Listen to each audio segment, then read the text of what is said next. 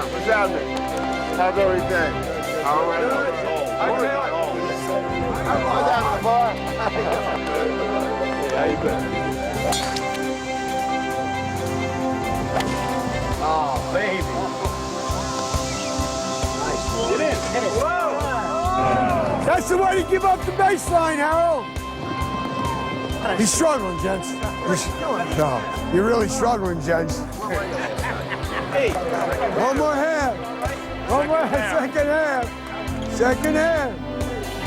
Jensen promises to do better. Away the play with a spin and look at Pinckney. It's a quick backdoor to play. As he fans and saves it, gets to Presley. Presley was sealed again, but he got it to Pinckney. Gary wide open. Good jump. Good. To the lane. His shot is good. Cinderella wears the glass slipper. The Villanova Wildcats are the champions of college basketball. The final score, Villanova 66, Georgetown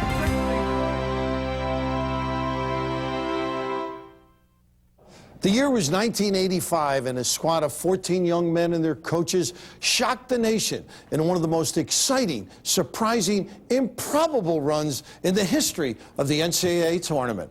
From the moment Dwayne McClain cradled the ball on the floor of Rupp Arena and the Villanova family celebrated the impossible, the quest to find answers began. The Villanova Wildcats are the champions of college basketball. How do you explain the unexplainable? Even now, 2 decades later, people ask one another, how did they do it? In the course of 3 weeks, the 1984-85 Villanova Wildcats transformed before the nation's eye. On a Sunday afternoon in early March, they were humbled at the University of Pittsburgh. By the time the hour struck midnight on April 1st, they had accomplished the unthinkable and earned a place in history for themselves. In the days, months, and years that followed, the search to put the achievement into words went on. Even now, the men who made it happen have their own individual perspectives on the events of that season. As a team, it was a culmination of our goals. It was something that we were clearly the underdog. And we knew as the tournament went on that the only way we were going to win was to listen to Coach Mass and the staff pull together and really just bury all our individualities and operate as a team. For the seniors, it was the culmination of, 4 very good years, and now they're on the top of the mountain and looking down, at everybody else. And I think for the rest of us, it was an amazing journey. 20 years later, and I'm still basking in it. So it was a phenomenal run. In truth, the roots of that incredible stretch of college basketball date back to 1973. It was then that a little-known assistant coach at the University of Pennsylvania assumed the reins of a program not long after he arrived on campus. Rollie Massimino encountered Al Severance, the coach who sparked the Wildcats to their first Final Four appearance in 1939, and in many ways, the man who brought Villanova basketball into the modern era. One thing I'll never forget as we reflect back, he said, Roland, Villanova is divine. That's what he said, Villanova is divine. How right he was, how right he was. Perhaps no one better embodied the spirit of the Villanova family than a man who sat quietly each night near the end of the bench, chomping on the cigar that was his trademark. Indeed, Jake Nevin was much more than the team trainer. You kind of reflect back and you think about the Jaker as he sat in that seat. There was no one any happier than him, even though he, as you could see in all the pictures that we have, he hardly was able to move. Before he was in the wheelchair, he was the trainer, and he would never sit on the seat. And he would take his little training box and he'd sit on that at the end of the seats of the visitors' bench. And I was right next to him. And one day, jokingly, I told him, hey, Jake, how come you're sleeping there? He said, I wasn't sleeping, I was praying. He was Villanova to us. I mean, here was a guy that had given his life to Villanova. And to us, he stood for commitment. And he was another guy that kept us loose, you know, cutting the ties in half on the plane rides. You know, getting doused with ice water. He covered me one game, you know, with ice water. I think it might have been the Maryland game during the tournament. Getting dressed, douses me with ice water right before the game and says, "Loosen up, Jensen," you know. Jake Nevin, loved by all. Pay us back. Shit, you paid us back all these years. You paid us back. It's a rule, fellas, right? It's a rule. Ball line angle. Simple. Simple. That's not difficult. They're 3 little words. Let's go. Over the course of the next 5 seasons, Massimino built a foundation of success rooted in fundamentals and discipline. Telling you, the party is over. It's over. A freshman can do that just as easily as you. Play. At the core of it all was a conviction that a productive basketball team shared the same traits as a loving family. Part of the reason to go to Villanova was to be part of the Massimino family. It's on our ring right here that says the Villanova family for a real reason. He was the father figure. His nickname is Daddy Mass. So you enter into Villanova to play basketball and to enter into his family. And, you know, it sounds really strange, it sounds a little corny, but that's the way he recruited. And when we came, we all were taught by the upperclassmen, Eddie Pinkney, Dwayne McClain, Gary McClain, Harold Presley taught me that this is how it is. And you're going to teach Gary Massey and Doug West and Kenny Wilson in a year or two, as it was. By 1978, it was clear the Massimino formula worked. Villanova reached the Final 8 of the NCAA tournament. A parade of talented performers from Alex Bradley to Rory Sparrow to John Pannone helped Villanova become a perennially potent member of the Eastern Elite. When Villanova joined the Big East Conference in 1980, it was perfectly placed to capitalize on the new alliance's reach. At the center of it all was a leader who wore his emotions on his sleeve. On the sidelines, Massimino was a portrait of frenzied emotion. But the image belied the truth. This was as skilled a tactician as the sport knew. A man who would win 20 of the 30 games his teams played in the NCAA tournament over the course of his Villanova career.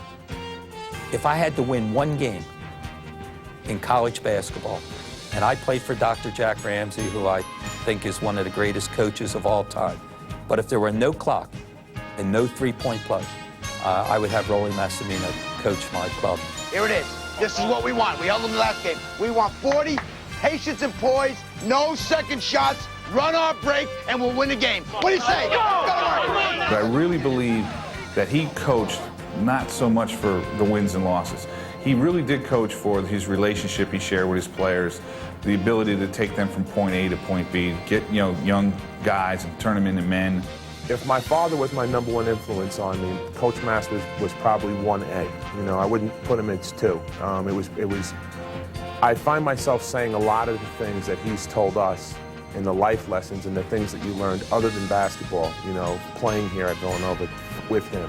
Whenever we got on the floor, I liked people to teach me. You know, I was one of those guys who wanted to learn. I was eager to just keep going. And you could tell just from his home visit that that's exactly who he was. Everything was organized and he had it all scheduled out. This is when you're going to get to school. You are going to do this. You're going to practice here and you're going to graduate on this day. And I just love that. Meanwhile, 3 high school standouts were coming of age, 2 from Massachusetts and 1 from the Bronx. The trio connected immediately at a summer basketball camp. We all met, Gary, Dwayne, and myself, all at 5-star basketball camp. We really joined forces probably when we were 14, 15. We've heard of each other. Our reps had preceded us, and when we hit it off when we met, it was you could tell there was something special, and that we wanted to be around each other more than just playing basketball. There was a possibility we could attend the same institution. So when Gary signed, you know, he has a true gift of gab. So he convinced me to come on board at Villanova, and I think it took a little twisting of Eddie's arm, but he finally joined forces, and we knew we had something special at that time. I mean, you got McClain and McClain. At first, I'm thinking these 2 are brothers. So I'm going to school with the 2 brothers from Mass, I'm going to school with them. So, you know, I was under the impression that we were going to be a very close-knit group. We knew we had something special. We didn't know just what. We had a lot of hard work in front of us, but we knew we could accomplish something special. When Pickney agreed to join the fund, the core of Villanova's championship foundation was now in place. All it needed was a nickname, something to set it apart.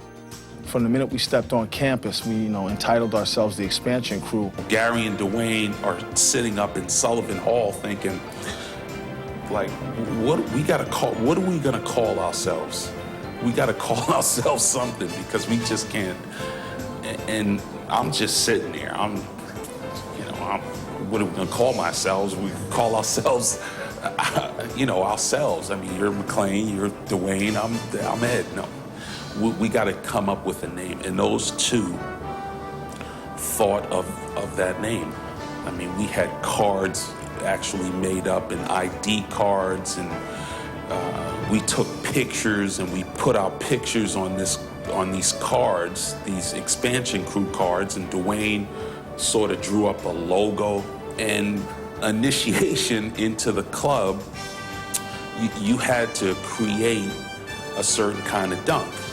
And again, Dwayne and Gary made up a chart, and they had in the chart a dunk for each category and a name for it, and then a little checkbox. And, during the season, at the start of the season, we were gonna, chart our dunks and how we did it and what time and the whole. But these two are, I mean, this is what we would do in the dorms. I mean, we just sit around and sort of come up with these things to make the game interesting and fun. The crew did its part in enhancing Villanova's national stature. The Wildcats reached the Final Eight of the NCAA tournament in both 1982 and 1983. By 1985, Gary, Dwayne, and Ed were seniors, eager to leave their imprint on the Big East. However, things did not go as planned. The media during the 85 season at Villanova, I think they looked at the team for the majority of the year as an underachieving team. We struggled to be 500 for a while, and so I think people had pretty much written the team off. We all season long were a team that really just couldn't find a stretch of minutes where we all played very well together. Of course, part of Villanova's dilemma was the competition. The Big East featured the Associated Press #1 and #2 teams, Georgetown and St. John's. In addition, Boston College would ultimately advance to the Sweet 16 as well. Prospering in the Big East was no small achievement. Back then, it was scruffy, it was gritty, it was cheek-to-cheek, hand-to-hand combat. What the refs didn't see, they didn't need to see. Actually, you earned your rights when it happened away from the ball. I thought that was a training ground, so the nation had to really catch up with us. I mean, you could hear ACC in the distance, but anybody who played in the Big East night to night on a weekly basis knew that it was no joke. We played great teams day in and night out, and we thought we played really pretty darn well, and we would lose. And all it did was teach us that, we needed to make this correction, and next day in practice we needed to make these shots and play that type of defense. And lo and behold, we got to the tournament, and we didn't find anybody who had the talent level, the competitive drive, the defensiveness, the tenacity of a Georgetown. By early March, the Wildcats were in position where victories were essential. In the final regular season game, Villanova traveled to Pittsburgh to face a young Panther team. The first half did not go well, and Massimino warned his troops there would be consequences if that didn't change after halftime. A tremendous performance by the Pitt Panthers here in the first half, and this crowd sends them to a roaring send-off. But I told the players, you have 3 minutes to play. If you don't play within 3 minutes, you're all coming out. I never thought he would actually do it because we were seniors, because it was the last game of the year. I'm thinking, he's telling us he's giving us 5 minutes to perform better in this game, but he's going to give us more time. I mean, he's not just going to take us out of the game. We're not coming down, running our offense, making our splits, doing what we have to do to get it done. Well, I knew we still had the Big East tournament. If we could ever do something there, we'd get an NCAA bid. So at the end of 3 minutes, they weren't performing, and we put the second group in. And Rowley has just emptied the bench. He's seething, and we talked about morale. It swung completely the other way, but Rowley just said, "Get them out of there." If the starters don't want to play, says Rowley, we'll let the backups play, see what they can do. 5 minutes into the second half, I'm sitting on the bench thinking, I can't believe we're just gonna finish up like this. This is incredible. That's probably the game that I played the most, that Pitt game. You know, national television, CBS, and he told everybody, if you don't get yourself together and start playing hard, then I'm taking everybody out. I think he was trying to get the guys motivated, thinking beyond that game at that point, because I think he felt, hey, you know what, we're probably going to lose this game, but can I get them motivated and ready to play in the Big East tournament? The devastating defeat left everyone searching for answers. We were a little bit down, certainly, after that game, and now the pressure is on to go up to New York and win. And I think that's really when the coaching staff and the leaders on the team, between Eddie and Dwayne and Gary, really took over in practices, and I think got us very well prepared for those games. At Madison Square Garden, Villanova earned the victory it had to have, defeating the same Pitt team in the first round. Gary McLean's run a go! Oh, what a shot! Gary McLean, just a step over midcourt, banks it home. But a second-round loss to St. John's put the Cats squarely on the bubble. There was doubt as they awaited word of the NCAA Tournament Selection Committee's decision on which 64 teams would be invited. I actually saw photos the other day of us sitting there waiting for the announcement, and you could see that on everybody's faces as you could see that, it's going to be close. And we just had our fingers crossed, and we were just hoping just to get in, because if we got in, anything can happen. When the pairings were announced, Villanova was included. However, there was a catch. The Wildcats, 8th seeded, will be going against the University of Dayton, so Dayton will have a home game here. In the final year in which the NCAA permitted host schools to appear at home, Villanova drew Dayton's Flyers, a squad that had itself reached a West Regional Final 1 year earlier. I can remember Coach Massimino saying, you know what, we got screwed on this one. He was happy we got in the tournament, but he was obviously very, very unhappy that we drew a team on their home court. He was not happy, and I know he put in some calls to folks at the NCAA to talk about that. And Dayton had won, 14 or 15 games straight, I think, on their home floor. They had beaten Michigan, so it was going to be an extremely, extremely difficult game. Upon reaching Dayton, the Wildcats understood what they were up against, and it proved to be all they had envisioned. And Dayton is opened up in a man-to-man defense. They take a lot of pride in their D. There's Presley on top. There's Pink. He got open. The game was close throughout. Yes, Tony. And with 2:30 to go, the score was tied at 49. Junior forward Harold Presley knew what his team needed. Being in that position all year long, playing in those tight games, playing in overtime, you kind of just relax and you realize what you have to do. And at the end of the game, we knew we just had to get a steal. Sure enough, it just happened to be me that grabbed the steal. Uh-oh, look at that, though. Presley just stole it. Took it right out of it. Pickpocket. It's a tie game. And if it wasn't for Harold Jensen driving in for a layup, as everybody on the bench was just crazy, what are you doing? Knocks it up and in. We come down, get a stop, we win. That's the first game that just launched us to the next 5. The length of the court play. Caught by Presley. Villanova will advance. To this day, some Wildcats point to the Dayton clash as a turning point. In my mind, the Dayton game was the springboard for everything. We didn't go in with any high expectations. We were happy to be there. Dayton was a very difficult game on their court. We found a lot of things in that game. I mean, You know, we found the confidence of Jensen. Presley found a lot of confidence. We all did. We all found a lot of confidence in ourselves in that basketball game. You lose Dayton, we're home watching somebody else in '85 win a national championship. With a victory in hand, the next hurdle was Big Ten champion Michigan, the top seed in the region. The mighty Wolverines finished the regular season 26-3, hitting 77 points a game. Yet Villanova believed there was ample reason to be confident. Michigan was the next game, and I was watching them, and they're prancing around. They had been #1, like they were just going to walk on the floor and beat us. And I had said to a couple of Philadelphia writers, we're going to beat this team. We can beat them.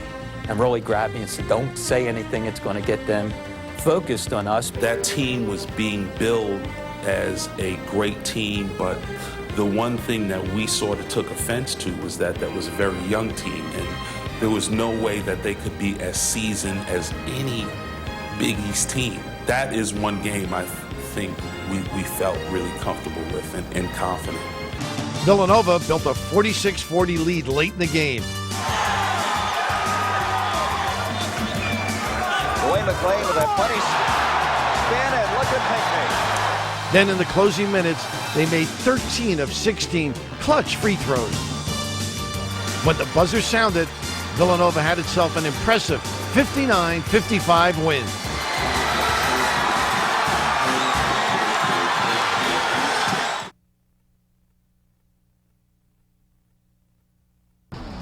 The Wildcats advanced to the Sweet 16 in Birmingham, Alabama. This was not unfamiliar territory to the team's veterans, nor were their opponents unknown. Villanova's opposition was Maryland, an ACC foe led by Len Bias, who had scorched them for 30 points and 13 rebounds during a 3-point Terrapin victory in February. Len Bias was absolutely phenomenal. He was probably one of the best players I've ever seen play at the collegiate level. He would have equaled Michael Jordan's talent if he would have gone to the NBA. He was unbelievable. He was everything they talk about and more. This time, the coaching staff emphasized clamping down on Bias. Pinckney was given the primary assignment with a large assist from Harold Presley, who had not forgotten the first encounter. I thought they beat us at their place by 30. I found out we only lost by 3. And then I found out that I only scored 2 points in that game. I said, I lost the game for it. Comes down to me losing the game. Lenny Bias was dunking on my head. Things were just, nothing went right for me, it seemed. Nothing went right for Villanova. And I truly thought we were embarrassed at their place. So it was, let's go get them. The defense was superb. Bias was limited to 8 points on 4 of 13 shooting. It was the first time in 55 games he had failed to reach double figures. For Villanova, Dwayne McClain and Pinckney combined for 28 points to cement the victory. At that point, Massimino made the gesture that each player had come to recognize. Everything was under control. That was our favorite expression. We got enough. We've got enough, just, meant spread the court. And remember, this is going to 85, this is before the shot clock. So what that meant was simply, we felt we were up usually by more than a bucket, 3, 4, 5, 6, 7 points. We had enough, so it was a simple game of let's spread the court, let's give the ball to Gary McClain, let him use his abilities, and then the rest of us would just be in designated spots. And the theory is you can't double team if everyone's spread out. We felt that if we can get, through 16 minutes of that second half, the last 4 minutes, we're going to take either a very high percentage shot or we're going to have 4 shooters foul us and we're going to knock down our free throws. 2 seconds, 1 second, and Villanova has advanced to the final of the NCAA Southeast Regional. They win it 46-43, a very happy Rolly Massimino.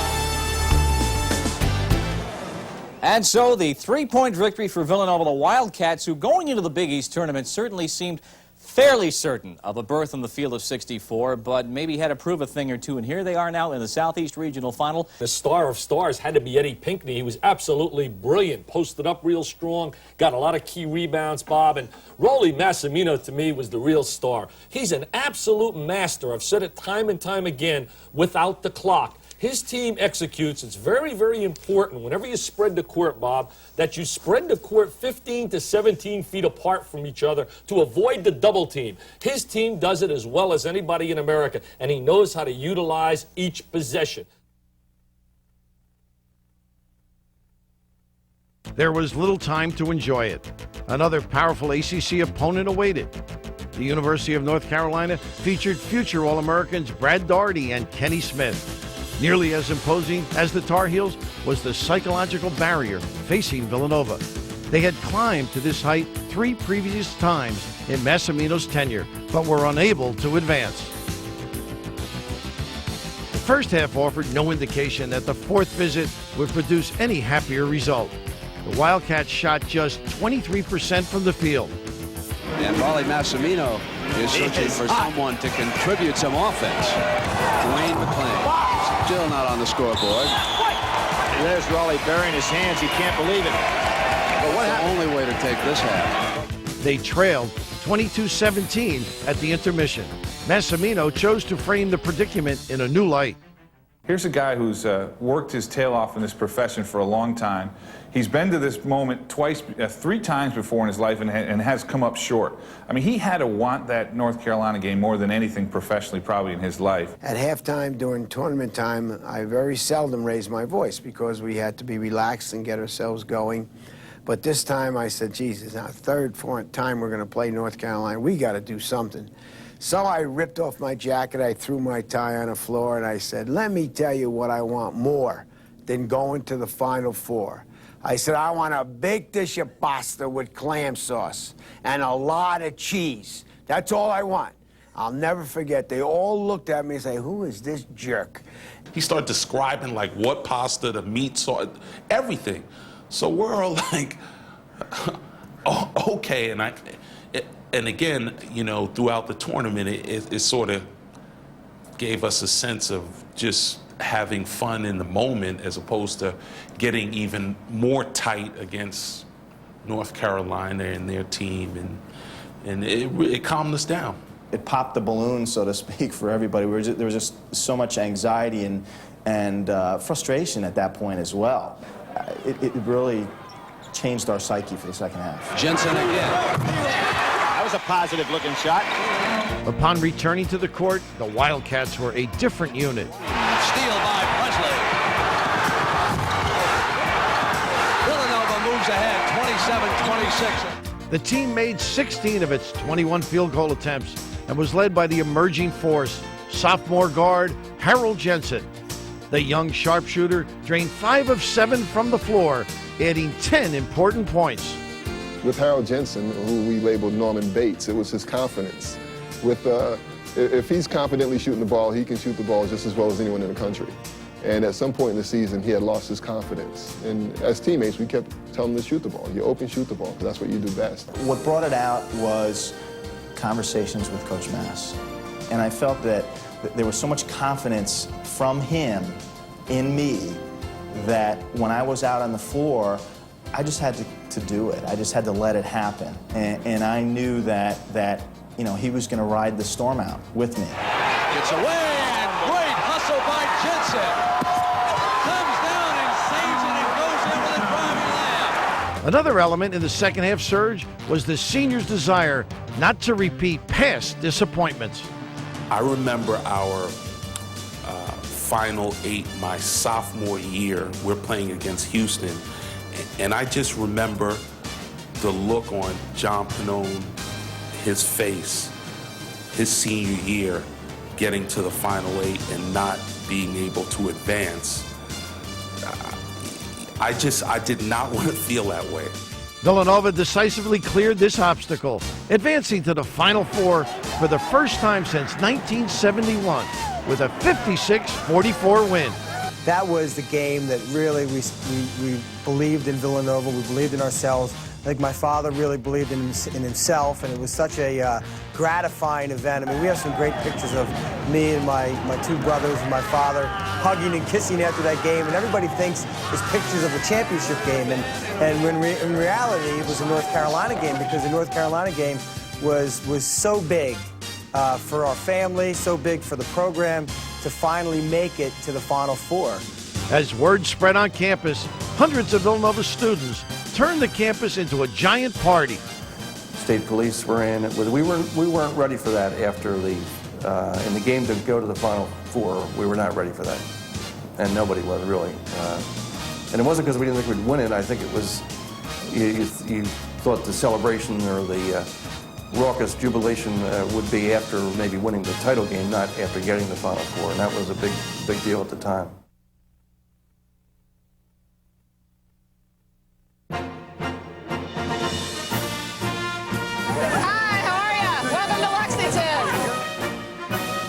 The team was now navigating uncharted waters. It was a new experience that Massimino constantly reminded them to enjoy. It's just something that I can't believe. It's hard to believe. We get here, and I never dreamed of me being here in the Final Four. A lot of attention is being paid to us, and we're thoroughly enjoying it. On one memorable morning, the Cats paid a visit to one of Kentucky's signature attractions, a Lexington horse farm. Well, we were missing some class, but to play in the Final Four. But he was going to do something educational out of it, and he took us over to the horse farm, and he was not going to sequester us and lock us in. He was going to let us enjoy the moment. He felt like, hey, you guys have earned this. You guys take it all in. Let's enjoy this. We had a long, hard year, and that's what we did. We just walked around town, and people were introducing themselves to us, and we were hanging out with the horses, and I tried to ride. In fact, I have 2 horses now because of that. My wife rides, she rides 3-4 days a week, and I even bought a miniature horse for my little 4-year-old girl.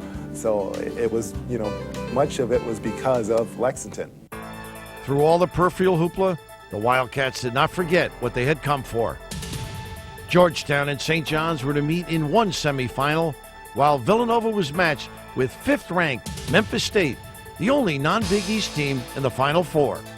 Memphis State appeared quite confident, something at least one Wildcat noticed.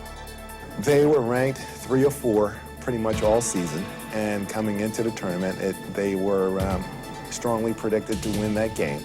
I think the turning point there was when we checked into the hotel at Lexington, and hearing the cockiness from them, they left a message at the front desk that they needed the rooms, the entire hotel, for that entire weekend. Right after they win against Villanova, they needed the rest of the rooms. Well, all of us, the entire team was at the front desk and heard the lady at the front desk tell us this, and we were just like, what? And that was it. That was it for them. That's when we knew that they were done, and we were moving on to the final. Memphis used its superior size to build a 31-28 halftime advantage. In the second half, however, Villanova capitalized when All-American Keith Lee picked up his 5th foul. Dwayne McClain sparked a drive that lifted the Cats to a 52-45 win. For the first time in 14 years, Villanova was in the NCAA final. I think Memphis was kind of like shocked that can there be a third-place team from the Big East that can beat us? They had just beaten Wayman Tisdale and Oklahoma and those guys. So I think that pattern in the Final Four worked perfectly for the Villanova team. Although no one would have admitted so publicly, the Wildcats did have a definite preference as they watched the second game between Georgetown and St. John's. I'll tell people today that we were actually rooting for Georgetown, and I'm like, you're crazy. They were the best team in the country, arguably the best team in college basketball. And I said, believe me when I tell you, we gave them a good run during the season. We wanted to play them. And so we had this sense that we could win. And, hey, anything can happen in one game. We had just been beaten by St. John's by 15 points, 3 weeks ago, and it was just a bad matchup. Harold Presley, for as good a defensive player as he would, had trouble with Walter Berry. And Chris Mullen, everyone had trouble with Chris Mullen, obviously. And they were just not as good a matchup for us because they could really score the ball. They could get 75, 80 points, where we knew against Georgetown, if we took care of the ball and didn't give them layups, we'd be in the game. We had played them tough 2 games. We had the zone defense, which, you know, Rolly, really at that time, we played the zone, you know, without the clock. It's very tough to play against. We had different zones. We were really the perfect team to upset them, I believe. To those on the outside, such a wish would have sounded foolish. The Hoyas were the defending national champions and the most feared team in America. Patrick Ewing was the National Player of the Year and was surrounded by an athletically gifted supporting cast that included 4 other future pros. The Wildcats were definitely underdogs. When you look and you study the game, Georgetown dominated their presence against any other team. On paper and previous games played on film, it didn't look like we had a chance. They made you fear them. They did a good job of it too. I mean, there was just the aura of, you know, you're not just playing a game. You have to. They're going to try to punk you. The consensus was that Villanova would not have much of a chance against this Georgetown club. But the Villanova team I was thinking about in the Final Four was the team that got beat by 23 in the last regular season game against Pitt on the road, and then got knocked out by St. John's in the second round of the Big East tournament. So although I knew that they had a fine ball club because the Big East was such an outstanding league that year, I never envisioned that this team could do what they had proven that they could do against the likes of a Georgetown. Prior to the game, Brent Musburger, which is a great story, was interviewing John Thompson and myself, and we were kidding and joking, and Brent said, Rolly, he says, he got no chance. I said, is that right, Brent? I said, I'll tell you what. He had a brown ultra suede jacket on, and I know exactly where he got it from Michael's in Connecticut. And I said, I'll tell you what, Musburger, if we win this game, I want a new jacket sent to me at Villanova. He says, you got it. You got it. I said, okay. Well, when we won, he sent it. I still have that jacket. I still have that. It fits, too, as a matter of fact. So I knew what size I was back then.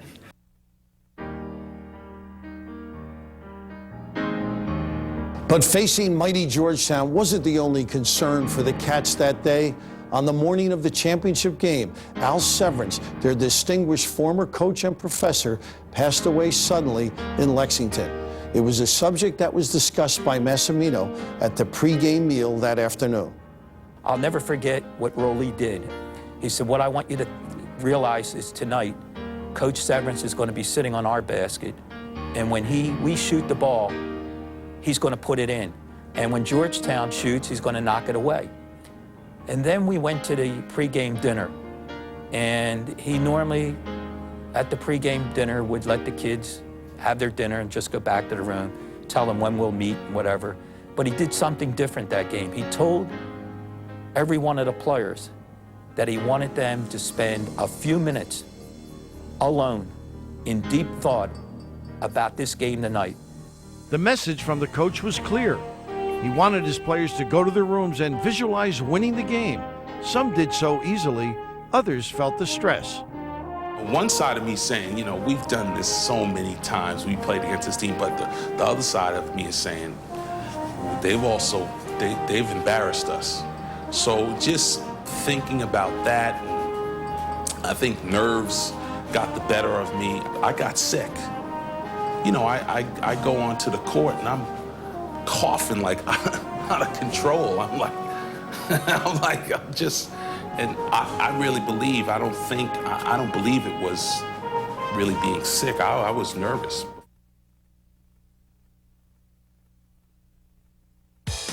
The butterflies in Pinckney's stomach disappeared quickly.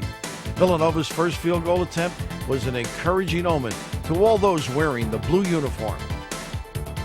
I made Villanova's first basket of the game, and this is how it went. Pinckney got the ball in the middle. He drove down. He got stopped. He dipped the ball off to me on the baseline. I caught it, went under the basket, and threw it up with two hands. It hit the top of the backboard and dropped in. And I thought, it's going to be a pretty good night. It's going to be a pretty good night. Wilbur getting it to Dwayne, who comes inside, and they're challenging him, the big fella, early. Here's Jensen's first shot, and he's on the money. To the surprise of most viewers nationally, the Wildcats more than held their own against the favored Hoyas. As halftime approached, Villanova held a 29-28 lead. As the final seconds ticked off, a defining moment took place. What happened was Dave Wingate was coming down the court. We were up by 1, and I didn't want to have Reggie Williams tap the ball in on his shot and have Coach Mass yell at me in the locker room and be down 1. So I threw a hard box out. I just said, made sure that he wasn't going to get the rebound. It was a clean box out. I hit him with my backside and my back, and he turned around, shoved me, and kept running. And before I knew what happened, I couldn't chase him. There was no way I was going to catch him. So he got in the locker room, and then Coach Mass came flying out, got charged up. There's a very famous picture of him running off the floor, pumping his fist. And what a lot of people don't know, and this is interesting about that whole incident, is we went in one entrance and Georgetown went in the other, but their locker room was on the opposite side, so we had to cross each other in the back. And when we crossed paths, they were laughing. And they're looking at us and they're laughing, and they're saying, no, this is nothing, we're going to win this game, it's not going to be a big deal. If any of the Wildcats were inclined to look past that episode, Massimino made sure they did not. He busted through the door, and before any of us had a chance to sit down, he had that chair in the middle of that locker room yelling, who do they think they are? And we're just getting in. We're trying to get a glass of water, and he's explaining in a very not-so-calm way that there is no way we're going to be bullied by this team. Who do they think they are? They can't come in here and beat us up. They can't walk over us. They can't push our guy, Chuck Everson. And we were fired up from the very minute that we ran into that locker room. We couldn't wait to get back out there. Because as Coach Mass said, we're not only going to beat these guys, we're going to kick their butts. We're going to go out there and take care of this right now and show them who is the tougher guy. Once play resumed, the Wildcats were nearly perfect. They connected on 9 of their 10 field goal attempts and kept the pressure on their opponents. Field goal and drew the foul. Pinckney comes outside, ships it to Gary McLean. Gary McLean, when they would get behind or the game would get tight, his ability to control, you got to remember, that era of Georgetown basketball was about as hard-nosed, tough defense, and particularly for a backcourt player to go against, as there's been in college basketball. And yet he was able always to keep the game under control. I mean, he didn't throw the ball away. He didn't make passes that he shouldn't have made. And he kept the great floor balance that Villanova needed to offset Georgetown's runs. For all their good work, Villanova saw Georgetown regain the lead 54-53 with just under 4 minutes to play. Following a D-train steal, Villanova had the ball and patiently worked for a shot against Georgetown's zone. The ball came to Jensen, who only weeks earlier was questioning his own ability. This time, he answered all questions. Obviously, first option was Eddie. Let's try and get the ball inside, get a basket, get fouled, see if we can get 3 out of this potentially. And again, Georgetown's defense was really tight inside and packed it in pretty well. So as we moved the ball around the perimeter and we rotated the ball, I think 2 or 3 times during that set, I found myself pretty open and just let it go. Felt in the rhythm, caught it in rhythm, and let it go. With 1 minute and 10 seconds left, Jensen was fouled. Before stepping to the line for the most important free throws of his life, Jensen made a stop near the Villanova bench. At that point, you look, what do you draw on? You want to draw on something and pull from somewhere, and Jake was our guy. And looking over on the sideline, I just wanted to go over and touch him and let him know that, this is for you. And, I told him that and patted him on the head, and he said, go knock these out. Strengthened by his bond to the man he felt represented Villanova, Jensen calmly converted the free throws. Jensen, who has come off the bench, he's 5 of 5 from the field in this game, and he's perfect from the free throw line. But unseating a champion is seldom accomplished easily. The Hoyas kept pressing and cut the lead to 2 on an uncontested Michael Jackson layup with 5 seconds left. Officials stopped the clock with 2 seconds left after David Wingate punched the ball out of bounds. And what happened? Georgetown did the only thing they could do. They knocked the ball out, and the referee had to stop the clock. That was a nice little trick by Georgetown. Villanova was 1 clean inbounds pass from a championship. The first option really was to throw it towards half court. And at least at that point, what are they doing? They're throwing a Hail Mary up from half court maybe. But when that really wasn't available, they covered that pretty well. Next option was Dwayne just breaking towards the center and then cutting back out. I told Harold, give me the ball no matter what you do. And Georgetown with the defensive tactics, I stumbled and fell. And he still threw me the ball. And I wasn't about to get up to travel. And just let the clock expire. Yeah, the inbounds pass, he fell down, he traveled. But they didn't call that because they didn't call punching the ball up in the stands.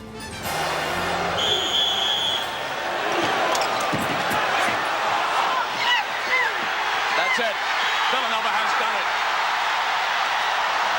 Cinderella wears the glass slipper. The Villanova Wildcats are the champions of college basketball.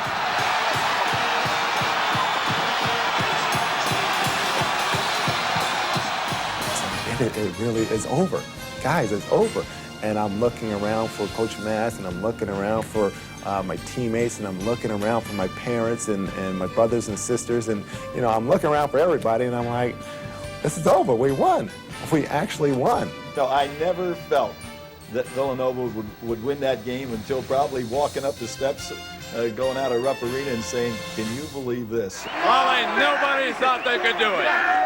No one thought we could do it, but I did, and so did they. They were a heavy favorite against you. What did you do to win this game? We just believed in ourselves and a lot of hard work on everybody's part. Nobody in America knows how Villanova works so hard. We do, and this is what happens when you work hard. You win, number one. You're number one. The accomplishment of these young men, which began right here at Jake Nevin Fieldhouse, became one of the greatest triumphs in the history of college basketball. For 6 straight must-win games without margin for error, they outplayed, outfought, outcoached 6 higher-ranked opponents. Returning to Villanova, they were greeted by one of the biggest celebrations ever seen in Philadelphia. They were invited to the White House and received praise from President Ronald Reagan. For each person involved in the events of these 3 weeks in 1985, it will forever be a part of their lives. That 6-game stretch that we had was a magical ride because it was phenomenal preparation on Rolly's part, tremendous confidence on the players' part. I almost thought at times that the players may have believed more, and in the staff, the kids really believed. It was really amazing. When they talked about in their freshman year about going to the NCAA championship, it seemed like just a dream, a wild dream of five young freshmen or 5 young players who came in around the same time. Coach Mass always told us, he said, it's not in the arriving, it's in the striving. And when you look back on it, yeah, those 2 seconds in that last split second of time before we won that game, you think about everything that went into it. And all the little meetings and the tapes that we watched and the practices and the dinners together and the camaraderie. You know, it was all about the journey. To represent your university in a way that's never been done. It's the first basketball national championship that Villanova has, and I was fortunate to be a part of that team. And it's not something I take lightly. The players, those seniors in particular, they just were expressive, they were enthusiastic, they enjoyed what they were doing, they liked one another, and they communicated that in a very genuine way. And I think people really identified with that. For me, it was like being Ringo in the Beatles. I wasn't the main guy, but I was in the band, you know? And that's how it was for me. And then when we got home here, the adulation that we got with the parade and everything else was terrific. It was unbelievable. You know, I remember watching the Flyers with Fred Sherrow saying, you know, you win this game tonight, you'll walk together forever. Well, I think it's that way with what these kids accomplished and as men, and when we see one another, when people see us, there's always something special, and it's something that I'll never forget. You always say that was a special group. That was a special group, but there were a lot of special groups. You know, as I talk to all our guys, you know, even today, Larry Hearns said, well, we started it all, which they did. Larry and John Oliver. I mean, there are guys here that you don't get too many places in the country. Villanova has covered an entire wall with the timeline of the Cats' 1985 championship. It's the first thing visitors see when they enter the pavilion, and it is an inspiration for both fans and recruits. The wall serves as an awesome reminder of a time in Villanova history that will live forever.